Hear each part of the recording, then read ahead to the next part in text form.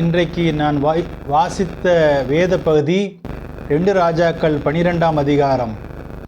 அதில் எனக்கு உணர்த்தப்பட்ட ஒரு வார்த்தை, பெட்டியிலே மிகுந்த பணம் உண்டென்று அவர்கள் காணும்போது ராஜாவின் சம்பிரதியும் பிரதான ஆசாரியனும் வந்து கர்த்தருடைய ஆலயத்திலே சேகரிக்கப்பட்ட பணத்தை எண்ணி முடிப்பு கட்டுவார்கள்.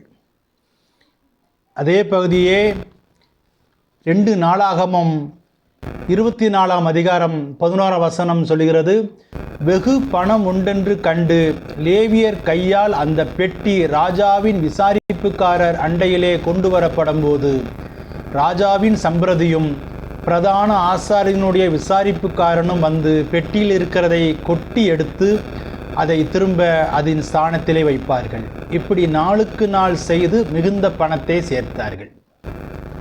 அதாவது அந்த யோசுவா என்கிற ராஜா அரசாளும் போது அந்த பிரதான ஆசாரியர்கள் லேவியர்கள் கர்த்தருடைய ஆலயத்தை சரியாக பராமரிக்காதபடிக்கு விட்டுவிட்டார்கள். அதனால் ராஜாவின் கட்டளை பிரகாரமாக கர்த்தர் கட்டளையிட்டிருக்கிற அந்த காணிக்கையையும் வரியையும் வாங்குவதற்காக ராஜா ஆலயத்திற்கு உள்ளே ஒரு உண்டியலை வைக்க சொல்கிறார், ஆலயத்திற்கு வெளியே ஒரு உண்டியலை வைக்க சொல்கிறார். இந்த 2 உண்டியலிலும் பணம் சேர்ந்ததுக்கு பின்பதாக இன்றைக்கு இருக்கிற சர்ச்சஸில், பெண்டிகாஸ்ட் சர்ச்சஸில், கிறிஸ்டியன் ஆர்கனைசேஷனில் இருக்கிற மாதிரி இந்த பணம் பாஸ்டர்ஸ்க்கு மட்டும்தான் சொந்தம், சர்ச்சுக்கு மட்டும்தான் கண்காணிப்புக்கு உள்ளது என்று இல்லாதபடிக்கு வேதம் தெளிவாக சொல்லுகிறது, ராஜாவின் சம்பிரதி, இந்த கவர்மெண்ட் அத்தாரிட்டி ரெகுலேஷன்ஸ் அங்கே இருக்குது. ஏதோ அந்த எடுத்த பணத்தை எல்லாம் அவங்களுடைய சுய பிரயோஜனத்திற்காக பயன்படுத்தி அதை வீணாக்காதபடிக்கு ஒரு அக்கௌண்டபிலிட்டிக்குள்ளே கொண்டு வராங்க. அதை உண்மையாய் அந்த லேவியர் அந்த ஆலயத்தினுடைய வேலைக்காக அதை பயன்படுத்துகிறார்கள் மற்றும் அதுக்கு பிரயோஜனமான காரியத்தை பயன்படுத்துகிறார்கள். அது மாத்திரமில்லை, அந்த 2 நாளாகமம் 24ஆம் அதிகாரம் 14ஆம் வசனத்தில் சொல்கிறது, அதை முடித்து தீர்ந்த பின்பு மீந்த பணத்தை ராஜாவுக்கும் யோய்தாவுக்கும் முன்பதாக கொண்டு வருகிறார்கள். ஒருவேளை அவங்க நியமித்த அந்த பணம் செலவாகாமல் அந்த வேலை போக மீதி எக்ஸஸாக பணம் இருந்துச்சுன்னா அந்த பணத்தையும் பாஸ்டர்ஸ்ட்டை இல்லாட்டினா ப்ரைஸ்ட்டை கொடுத்துட்டு நீங்கள் பார்த்துக்கோங்கன்னு சொல்லி ஒப்படைச்சிட்டு போகிறதில்ல, திரும்பவும் அந்த பணம் ஒரு அக்கௌண்டபிலிட்டிகளாக ராஜாவின் முன்பதாக வருகிறது. இன்றைக்கு இருக்கிற கிறிஸ்தவ நிறுவனங்களில், சர்ச்சஸில், பெண்டிகாஸ்ட் பாஸ்டர்ஸ்ட்டை இதை அதிகமாக நம்ம பார்க்க முடிகிறதில்ல. ஒரு mainstream churches, CSI, TLC அந்த மாதிரி சர்ச்சஸில் பணம் காணிக்க எண்ணப்படுகிறது, அதனுடைய வரவு செலவுகள் வாசிக்கப்படுகிறது.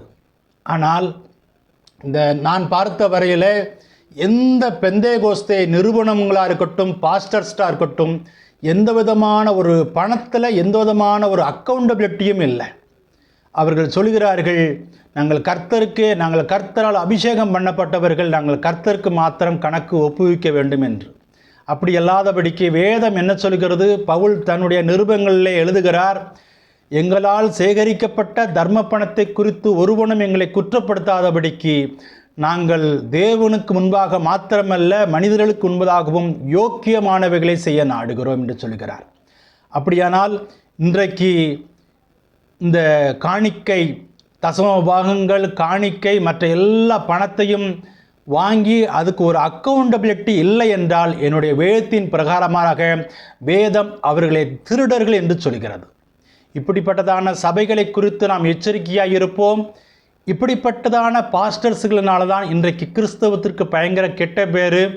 அவங்களுடைய வாழ்க்கையை, தங்களுக்கு வரக்கூடிய பணத்தை எல்லாம் சேகரித்து கர்த்தருடைய ஆலயம், அதாவது காஸ்பல் சுவிசேஷம் மக்களுக்கு போக என்பதற்காக அவங்களுடைய வாழ்க்கையை செழுமையாய் அவர்களை உருவாக்கி கொள்கிறார்கள்.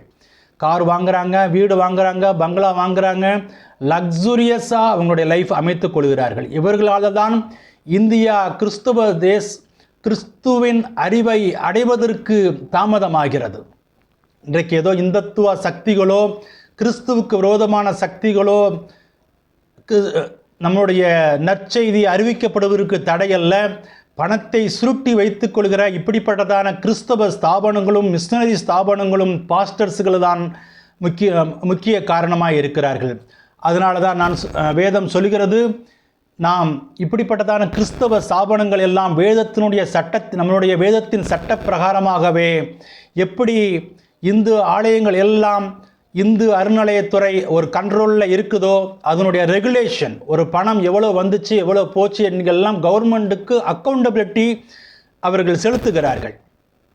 அந்த பணத்தை கவர்மெண்ட் அப்படி எடுத்துக்கொள்ள முடியாது. அதுக்கு ஒரு அக்கௌண்டபிலிட்டி அந்த ஆலயத்தினுடைய மெம்பர்களுக்கும் வேணும். அதே போல் நம்முடைய கிறிஸ்தவ ஸ்தாபனங்கள், பெண்டிகாஸ்ட் சர்ச்சஸ், எல்லா கிறிஸ்தவ நிறுவனங்கள், மிஷனரி ஸ்தாபனங்கள் எல்லாம் ஒரு கவர்மெண்ட் ரெகுலேட்டரிக்குள்ளே வர வேண்டும், RTA ஆக்டுக்குள்ளாக கொண்டு வரப்பட வேண்டும் என்று நாம் ஜெபிப்போம். ஆமென்.